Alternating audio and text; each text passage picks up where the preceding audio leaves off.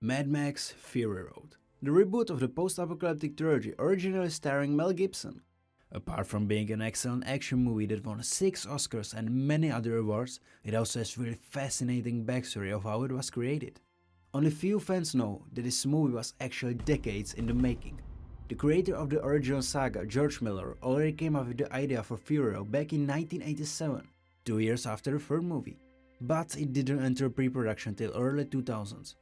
However, the production was postponed after the 9/11 tragedy in 2001, which caused the American dollar to collapse and their budget skyrocketed.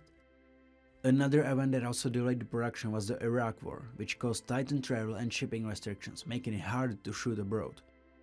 4 years later, in 2007, Miller decided to get back to work on the Mad Max project, and in 2009 a location scouting was underway for Fury Road. Potential locations considered were the Atacama Desert in Chile, the desert around Broken Hill in Australia, Chad Al Jareed in Tunisia, and the Namibian desert in Africa. Miller decided to stick to the Australian outback like in the previous movies. A year later, in 2010, British actor Tom Hardy was in negotiations to take the lead role as Max. Other actors considered for the role were Jeremy Lee Renner, Heath Ledger, and even Eminem, but he turned down the role because he didn't want to leave his home state, Detroit.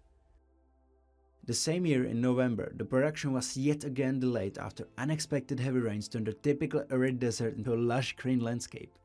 Filming was moved to Namibia in November 2011, and finally the shooting of the movie began in July 2012.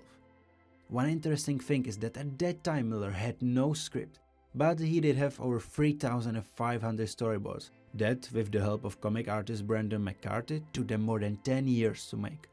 Most of the filming took place in the Dorop National Park, and few scenes were shot at the Cape Town Film Studios in Cape Town, South Africa. The filming wrapped on the 8th of December 2012, because Miller went over the budget and the producers forced him to wrap before even the opening and closing scenes at the Citadel were shot. A change of leadership at the Warner Bros. Later allowed production to continue and the missing scenes be filmed. Filming continued on the 22nd of November 2013, this time in Australia, and ended in December 2013. And now it was time for post-production. The editing process for Fury Road took several years, and George Miller's wife, Margaret Sixel, who edited the film, had to cut down over 480 hours of footage into a 2-hour movie. It took her over 3 months just to watch all of the footage. Mad Max Fury Road finally premiered in Los Angeles on the 7th of May 2015. It grossed over $380 million at the worldwide box office. The film was nominated for 10 awards at the 88th Academy Award, winning 6, including Best Film Editing, Best Production Design, Best Costume Design, Best Makeup and Hairstyling, Best Sound Mixing, and Best Sound Editing, and was also named one of the top 10 films of 2015 by the American Film Institute. Fun facts about Mad Max Fury Road. According to Miller, 90% of the effects in the film were achieved practically instead of using CGI. All those car chases and explosions were actually happening, and even the polecats, the guys swinging on poles between vehicles, performed their stunts in real time. These sequences took months of choreography, training and safety measures. Miller had 150 vehicles and some of them were constructed as early as 2003, and all of them were fully functional.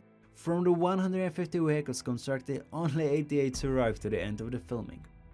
And for example, the Warwick was made by combining Tatra 815, Chevrolet Fleetmaster and a Volkswagen Beetle.